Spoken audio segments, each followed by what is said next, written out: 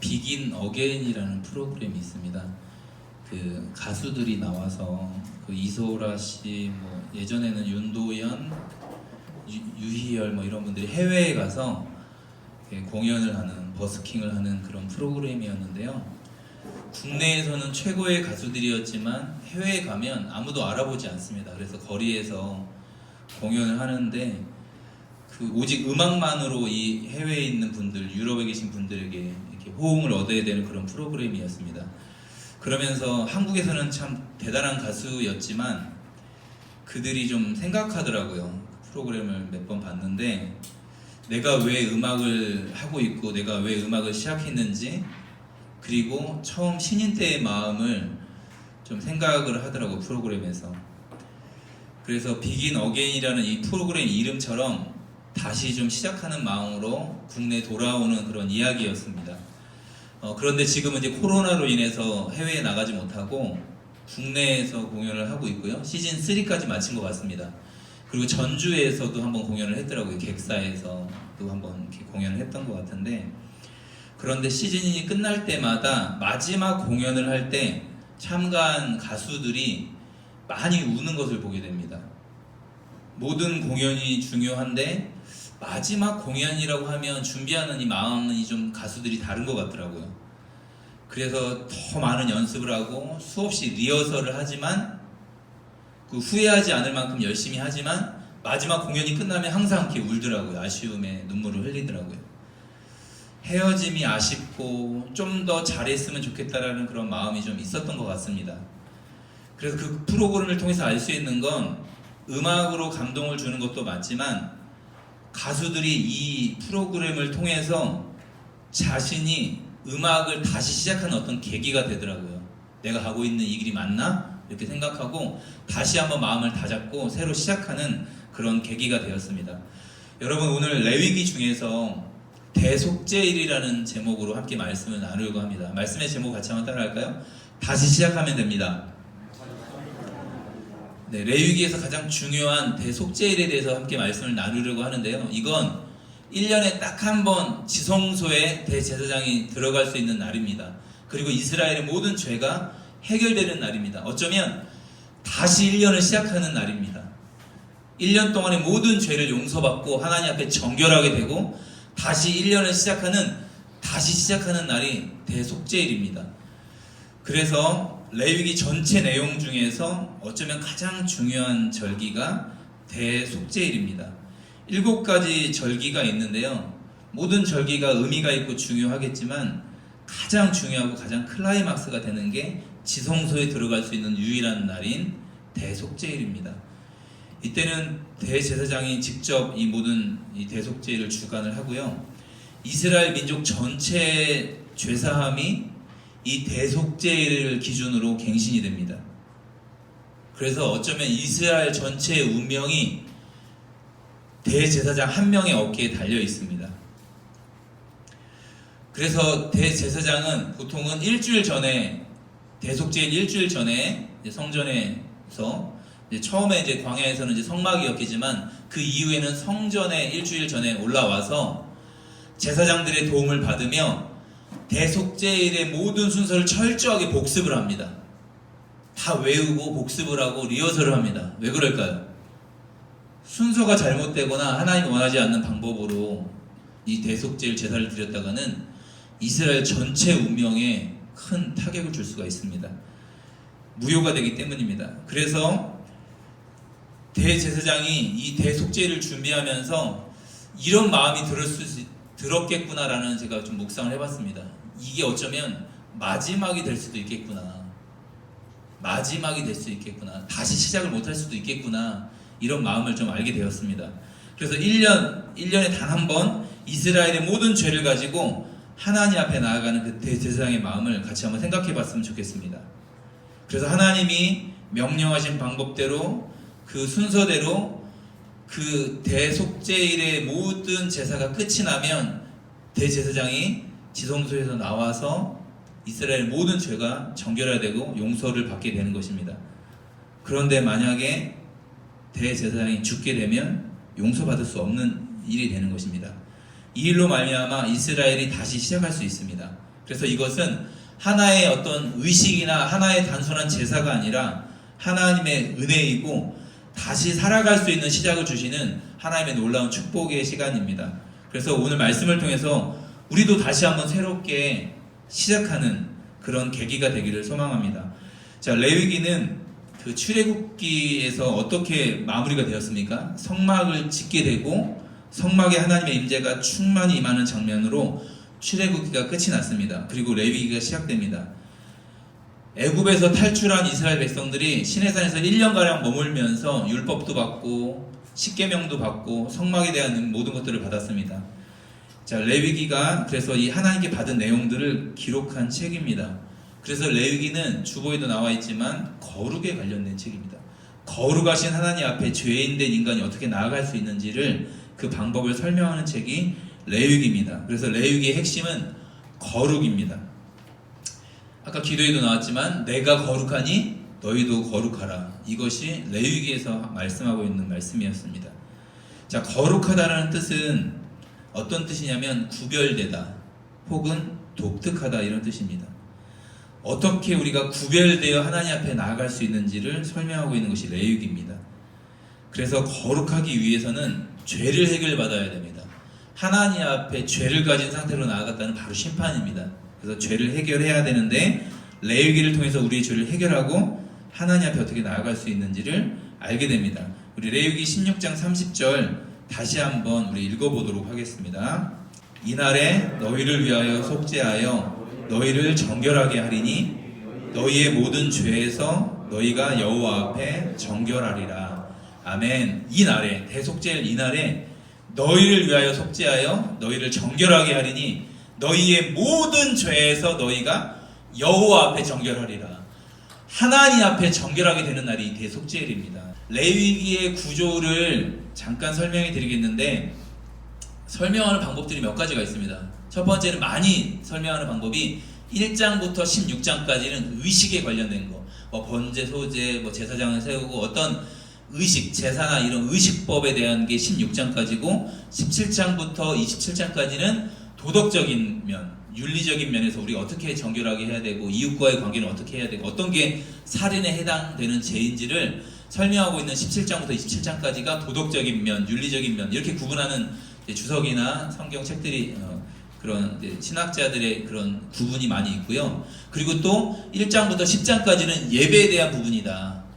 제사와 번제, 소제, 화목제 이런 것들이 앞에 나오고 제사장 위임식까지 끝나고 10장까지 이런 어떤 예배에 관련된 법이고 11장부터 27장까지는 우리의 삶에 관련된 법이다. 이렇게 나누는 방법이 있습니다. 그런데 또 한 가지 방법이 있는데 요거는 조금 설명을 잘 들으셔야 돼요. 저를 주목하시면서 레위기를 7가지로 나눕니다. 7가지. 벌써 어려우시죠? 레위기를 앞뒤로 나누는 게 아니라 7가지로 나눕니다. 근데 어렵지 않습니다. 가운데 16장, 17장을 가운데 딱 놔두는 거예요. 그러면 이 대속죄일이 16장인데 16장, 17장을 가운데 중심으로 딱 놓고 이제 그 3가지가 옆에 있습니다. 그 바로 옆에 붙어 있는 거 뭐냐면 정결한 법입니다. 정결한 법. 11장부터 15장까지는 정결에 대해서 나오고 그리고 이 가운데 중심이 있고 그 뒤에도 18장부터 20장도 정결한 법이 나옵니다. 정결. 그러니까 가운데 중심, 이 거룩해야 되는 이 대속죄를 가운데 놔두고 정결이 양옆에 붙어 있는 거. 11장부터 15장, 18장부터 20장. 그리고 그 옆에는 뭐가 붙어 있냐면 제사장에 관련된 이야기가 붙어 있습니다. 그래서 8장부터 10장까지 제사장 위임식이 나오고 그리고 21장에서 22장에도 제사장에 관련된 법이 나옵니다. 그래서 정결한 게 이 대속죄일에 딱 붙어 있고 그 다음 옆에 붙어 있는 게 뭐냐면 제사장 법에 대해서 2개 대칭으로 붙어 있습니다. 그리고 첫 부분하고 마지막 부분은 뭐냐면 제사에 관련된 거. 1장부터 7장까지가 제사에 관련된 거, 그리고 23장부터 27장까지는 의식이나 절기나 제사에 관련된 거. 그래서 가운데 중심이 뭡니까? 가운데 중심이 대속죄일이 가운데 딱 있는 거. 그리고 정결한 게 붙어 있고 그리고 제사장이 붙어 있고 그 다음에 제사가 이렇게 붙어 있는 구조로 7가지 구조로 이렇게 나눌 수 있습니다. 자, 중요한 거 뭐냐면 그 레위기의 그 가운데 중심에 대속죄일이 있다는 것을 설명하기 위해서 이 구조를 설명해 드렸습니다. 그러면 구약 147페이지 레위기 1장 1절을 먼저 한번 보도록 하겠습니다. 같이 한번 읽겠습니다. 여호와께서 회막에서 모세를 부르시고 그에게 말씀하여 이르시되. 자, 레위기 첫 번째 장면이 뭐냐면 성전의 이 성막에 하나님의 영광이 임재가 가득했는데 그때 하나님이 이 회막에서, 성막이 또 다른 표현이잖아요. 모이는 곳이라는 표현. 회막에서 모세를 부르시고 그에게 말씀하여 이르시되, 이렇게 시작하고 있습니다. 레위기 27장 34절 같이 읽겠습니다. 이것은 여호와께서 시내산에서 이스라엘 자손을 위하여 모세에게 명령하신 계명이니라. 아멘. 하나님이 회막에서 모세를 부르시고 34절에 보니까 이것은, 여기까지 기록하고 나서 여호와께서 시내산에서 이스라엘 자손을 위하여 모세에게 명령하신 계명이니라 라고 설명하고 있습니다. 레위기 전체가 계명이라는 뜻입니다. 이스라엘 자손에게 주신, 하나님께서 모세를 통해서 이스라엘 자손을 위해서 주신 명령하신 계명입니다. 16장에는 1년에 한 번 드리는 대속죄일에 관련된 규례입니다. 자, 그래서 대속죄일은 대제사장도 지성소에 1년에 딱 한 번 들어갈 수 있습니다. 딱 한 번. 이 대속죄일날. 대제사장이라고 아무 때나 지성소에 들어갈 수 있는 게 아니라 하나님께서 유일하게 들어갈 수 있는 날로 허용된 게 이 대속죄일입니다. 레위기 16장 11절에서 13절 말씀 한번 보겠습니다. 아론은 자기를 위한 속죄제의 수송아지를 드리되 자기와 집안을 위하여 속죄하고 자기를 위한 그 속죄제의 수송아지를 잡고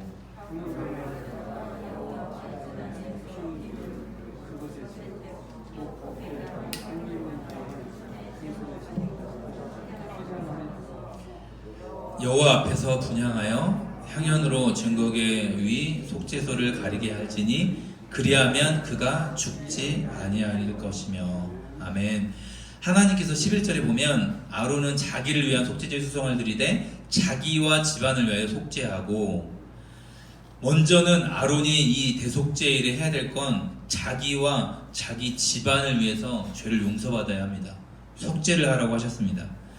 대제사장이라도 하더라도 지성소에 들어갈 수 있는 건 자기의 죄가 먼저 해결돼야만 들어갈 수 있습니다. 자기에 대한 자기의 죄를 용서받아야만 했습니다. 죽을 수 있기 때문입니다. 하나님 앞에 심판당할 수 있는 또 대제사장이지만 똑같은 연약한 죄인이었고 인간이었습니다. 그래서 어떤 방법으로 이 속죄가 이루어지는지 14절부터 16절까지 말씀, 그 밑에 있는 말씀 또 한 절씩 제가 먼저 읽고 한 절 읽고 16절 같이 읽겠습니다. 그는 또 수송아지의 피를 가져다가 손가락으로 속죄소 동쪽에 뿌리고 또 손가락으로 그 피를 속죄소 앞에 7번 뿌릴 것이며,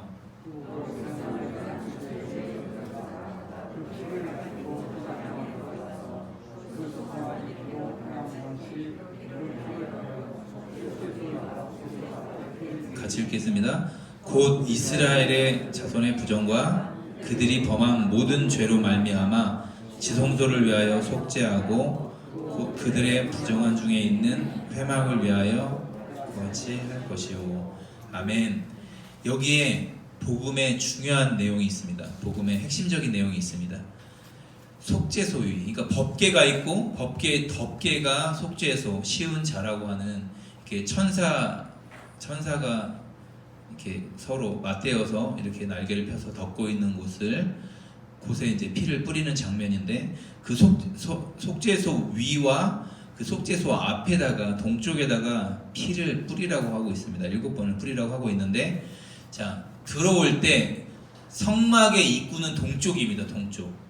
그럼 지성소는 이제 서쪽에 맨 끝에 있는 것입니다. 그러면 그 앞에다 뿌리라는 건 동쪽에다 뿌리라는 거랑 똑같은 말인데 그 앞과 그 속죄소 위에다 뿌리라고 하는 것입니다. 그러면 이 법궤가 하나님의 임재가 상징되는 곳이, 하나님이 임재하시는 곳이잖아요. 그러면 하나님이 밖에 있는 우리를 보실 때는 이 대속의 피를 통해서 보시겠다는 거예요. 이 피 없이 그냥 만났다가는 바로 심판, 죽을 수 있다는 것입니다. 그럼 위에서 하나님이 우리를 보실 때도 마찬가지로 속죄소 위에 뿌리라는 의미는 예수 그리스도의 그 보혈로 말미암아, 그 대속의 피로 말미암아 우리를 보시겠다는 겁니다. 지금은 수송아지와 염소의 피를 말하고 있지만 우리를 보실 때 예수 그리스도의 피를 통해서 보시겠다는 것입니다. 그래서 출애굽할 때 그 패스오버, 유월절, 지나가다라는 이 유월절 절기도 그 대문에 좌우 문설주와 문인방에 좌우 인방과 문설주에 피를, 어린 양의 피를 보고 죽음의 사자가 넘어간다는 표현을 하고 있습니다. 그 피를 통해서 심판이 끝났다라고 인정을 하는 것입니다. 하나님이 이 사건을 통해서, 이 모형을 통해서 그리스도의 그 은혜로 말미암아, 그 십자가의 희생으로 말미암아 우리가 피 아래, 은혜 아래, 십자가 아래 있어야만 구원에 이룰 수 있다는 복음을 설명하고 있는 것입니다. 죄가 너희를 주장하지 못하리니, 주관치 못하리니 이는 너희가 법 아래 있지 아니하고 은혜 아래 있음이니라 라고 로마서 6장 14절에 말하고 있습니다. 죄가 우리를 주장할 수 없다고 말하고 있습니다. 주관할 수 없다고. 왜냐하면 우리가 은혜 아래, 그 피 아래 있기 때문에 우리를 결코 흔들 수 없습니다. 지성소 안에는 언약궤가 덮고 있습니다. 이 속죄소, 시은자라고 하는 이곳에 피를 뿌리고, 그리고 동일하게 회막과 그 번제단에도 동일하게 피를 바르고 7번 뿌려서 성결하게 하라고 주님이 말씀하셨습니다.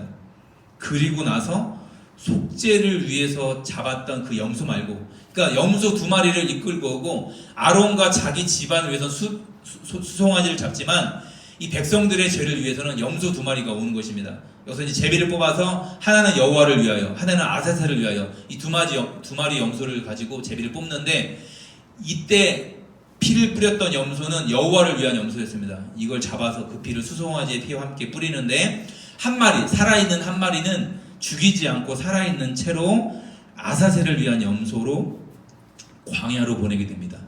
우리 구약성경 172페이지 레위기 16장 21절 22절 말씀, 우리 다같이 한 목소리로 읽겠습니다. 16. 아론은 그의 두 손으로 살아있는 염소의 머리에 안수하여 이스라엘 자손의 모든 불의와 그 범한 모든 죄를 아뢰고 그 죄를 염소의 머리에 두어 미리 정한 사람에게 맡겨 광야로 보낼지니, 염소가 그들의 모든 불의를 지고 접근하기 어려운 땅에 이르거든 그는 그 염소를 광야에 놓을지니라. 아멘. 아론이 그의 두 손으로 살아있는 염소의 머리에 안수합니다. 그리고 어떤 일을 해야 되냐면 이스라엘 자손의 모든 불의와 그 범한 모든 죄를 아뢰입니다. 거기에 모든 죄를 전가시킵니다. 모든 죄를, 이스라엘 백성의 모든 죄를 하나님 앞에 고백을 합니다. 그러면 그 염소가 이제 이스라엘 모든 백성의 죄가 염소에게 이미 이제 넘어갔습니다. 전가되었습니다. 그리고 그것을 지고 접근하기 어려운 땅에 이르거든 그 염소를 광야에 풀어 놓아야 합니다. 그 주보에도 나와 있지만 아사셀이라는 단어가 히브리어와 아람어가, 이 두 단어가 합쳐진 단어입니다. 히브리음으로는 아자라는 이런 발음인데요. 염소라는 뜻의 히브리어 에즈와 가다, 급하게 가버리다 라는 뜻을 가진 고대 아람어 아잘이라는 단어가 합쳐져서 아사셀 이렇게 되었습니다. 이런 유일한 독특한 단어가 되었는데요. 자, 뜻은 이런 뜻입니다. 가버리게 놔두다, 내어놓다 라는 독특한 단어가 되었습니다. 이 두 단어가 합쳐져서 하나의 고유 명사가 된 거예요. 그런데 지금 유대인들은 이 아사셀을 욕으로 쓰고 있습니다. 욕으로. 쉽게 설명하면 꺼져버려. 모든 저주를 가지고 너 꺼져버려. 이런 뜻으로 욕으로 쓰고 있습니다. 지금 유대인들은. 야, 네가 모든 저주를 짊어지고 꺼져버려 라는 뜻으로 아사셀, 이렇게 욕처럼 쓰는 거예요. 지금은. 근데 의미는 너무 복음적이잖아요. 이 죄를 짊어지고 광야로 하는 염소를 아사셀이라고 하는데 지금은 욕으로 현대 유대인들은 사용하고 있습니다. 그리고 어떤 책에서는, 어떤 주석에서는 이 마귀를 표현하는 단어를 아사셀이라고 또 합니다. 그래서 이 유대인의 책에서는 악마를 표현할 때 이 악마의 이름으로 아사셀을 표현하기도 합니다. 그래서 광야에 죽었던 건 악마가 죽었던 거다, 마귀가 죽었던 것이다 라고 해석을 하기도 합니다. 그런데 어떻게 죽게 되냐면 그 아사셀을 맡은 사람이 있습니다. 그를, 아사셀을 끌고 가서 광야로 가서 사나운 짐승이 나타나는 곳에 두거나, 아니면 낭떠러지, 그 벼랑 같은 곳에서, 원래는 이제 처음 제비를 뽑으면 도살해야 되는 염소는 목에다가 붉은 띠를 묶습니다. 그리고 아사셀은 뿔에다가 붉은 띠를 묶습니다. 그래서 구별해 두고 있다가 이제 제사를 위한 염소는 이제 잡게 되고, 뿔에 붉은 띠가 묶여져 있던 아사셀은 끌고 광야로 나가는데, 눈을 가리고 그 끈을 잡고 낭떠러지에서 이렇게 미는데, 왜냐하면 두려움을 좀 최소화시키기 위해서 눈을 가리고 그 염소를, 아사셀을 밀어버리면 그 심한 벼랑에서 낭떠러지에서 떨어져서 죽거나 사나운 일이나 늑대에게 뜯어 먹히면 대속죄일의 이 퍼포먼스가, 이 행사가 다 끝나는 것입니다. 그래서 그 사람이 지켜보다가 아사셀이 처리되는 걸 보고 이스라엘 진영으로 돌아와서 이렇게 선포합니다. 아사셀이 처리되었습니다 라고 크게 선포합니다. 이스라엘의 죄가 떠났습니다. 아사셀이 처리되었습니다 라고 선포를 하면, 속죄일에 아사셀이 처리되고 나면 모든 이스라엘 백성들에게는 축제가 시작됩니다. 이때 여인들은 흰 옷을 입고 나와야 됩니다. 동네로. 그리고 큰 원을 만들고 막 노래를 불러야 됩니다. 우리나라에서 막 강강술래를 하는 것처럼 흰 옷이 없으면 어떻게 될까요? 빌려서라도 입어야 됩니다.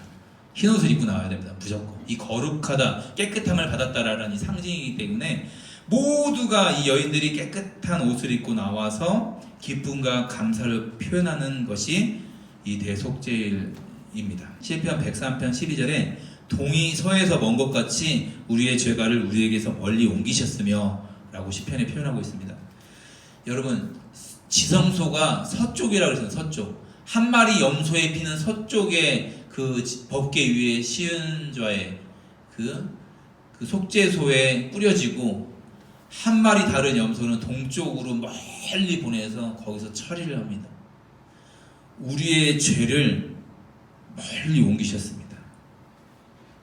동쪽 광야에 보내져서 희생됨으로 우리의 모든 죄를 그 염소에게 전가시켜 옮겨서 하나님이 동이 서에서 먼 것 같이 멀리 옮기셨습니다. 세례 요한은 예수님을 처음 보았을 때, 보라, 세상 죄를 지고 가는 하나님의 어린 양이로다 라고 요한복음 1장 29절에 말씀하고 있었습니다. 하나님께서 우리의 죄를 대신 지실 것을, 대속해 주실 것을 하나님이 말씀을 통해서 계속 계시해 주셨던 것입니다. 그래서 대속죄일에서 마지막은 아사셀 염소가 죽어서 이스라엘의 죄가 떠났다고 선포하는 것입니다. 이것으로 죄인이 거룩하신 하나님 앞에 나아갈 수 있는 정결한 상태가 된 것입니다. 정결함을 얻고 1년을 다시 시작할 수 있는 날이 된 것입니다. 그러므로 예수 그리스도께서 우리의 대제사장이 되셔서 자신을 십자가에서 제물로 드리시면서 다 이루었다라고 요한복음 19장 30절에 It is finished, 영어로는 끝났다, 이미 모든 것이 끝났다, 다 이루었다 라고 선포하는 겁니다. 마치 대속죄일에서 끝났습니다, 처리됐습니다 라고 선포하는 것처럼 다 이루었다, 너희가 하나님께 받을 모든 심판을 끝났다, 다 이루었다, 이 모든 죄를 내가 다 짊어지었다 라고 십자가에서 선포하신 것입니다. 그렇게 선언하셨을 때 어떤 일이 일어났습니까?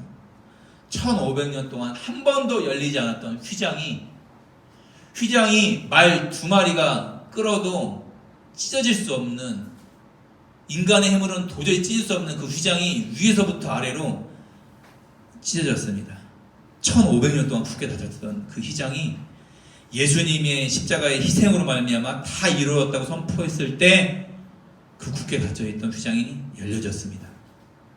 휘장이 열려졌다는 것은 우리가 하나님께로 나아갈 수 있는 그 정결함을 얻었다는 것입니다. 하나님께 나아갈 수 있는 당당한 자격이 우리에게 주어졌다는 것입니다. 예수님의 희생으로 말미암아. 히브리서 10장 19절에서 22절 말씀 우리 한 절씩 교독하겠습니다. 그러므로 형제들아, 우리가 예수의 피를 힘입어 성소에 들어갈 담력을 얻었나니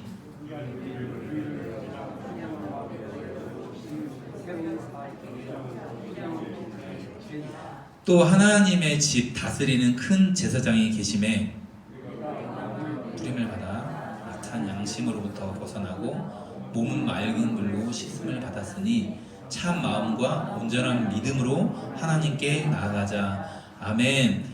19절에 이렇게 말하고 있습니다. 그러므로 형제들아, 우리가 예수의 피를 힘입어 성소에 들어갈 담력을 얻었나니, 그러니까 예수님의 피를 힘입어 성소에 들어갈 수 있는 거예요. 그 길은 우리를 위하여 휘장 가운데로 열어놓으신 새로운 살 길이요. 옛날엔 대제사장이 1년에 한 번, 그리고 다음에 또 그렇게 지성소에 들어가야 하지만 이제는 새로운 살 길이 열렸습니다. 예수님으로 말미암아. 휘장은 곧 그의 육체니라.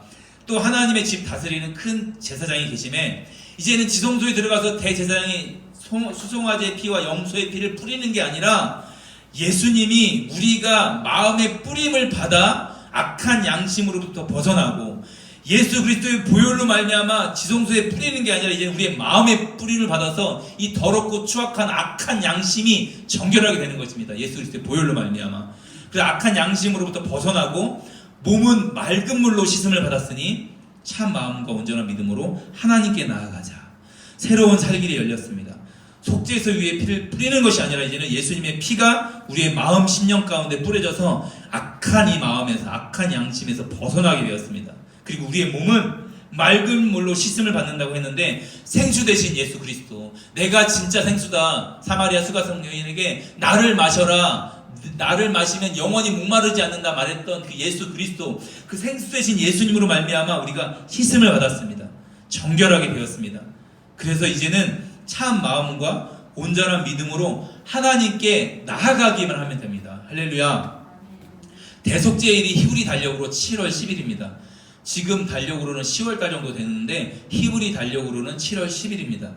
이 대속죄일 행사가 끝나면 7월 15일부터 21일까지 일주일 동안 초막절 행사가 시작됩니다. 자기 집에서 일주일 동안 지낼 수 있는 게 아니라 초막을 지어놓고, 나뭇가지로 해서 초막을 지어놓고 일주일 동안 그 초막에 들어가서 살아야 합니다. 이건 광야 40년의 삶을 기억하기 위해서 하나님이 초막절을 우리에게 허락하여 주셨습니다. 어떤 의미냐면 내가 구원받고 내가 어떤 용서를 받았는지를 기억하는 그 자리로 일주일 동안 돌아가라는 것입니다. 너희들 애굽의 노예였고 광야에서 40년 동안 살았어. 지금 이 땅에서 편안하게 너희 집이 있고 편안하게 살다가 1년에 한 번 이 대속죄일 때 와서 유월절에 와서 이렇게 제사 드리는 걸로 너희들 삶을 사는데, 그게 아니라 너희는 애굽의 종되었던 거 기억해. 너희는 광야에서 천막 치고 텐트 치고 살았던 민족이었어 라고 기억하라는 것입니다. 너희들이 처음에 어떤 노예였는지, 어떤 죄인이었는지. 그래서 그렇게 일주일을 초막절로 지내고 다시 자기가 살고 있는 지역으로 돌아가서 1년을 다시 살게 되는 것입니다. 여러분, 레위기에서 대속죄일을 주신 목적은 다시 시작하자는 것입니다.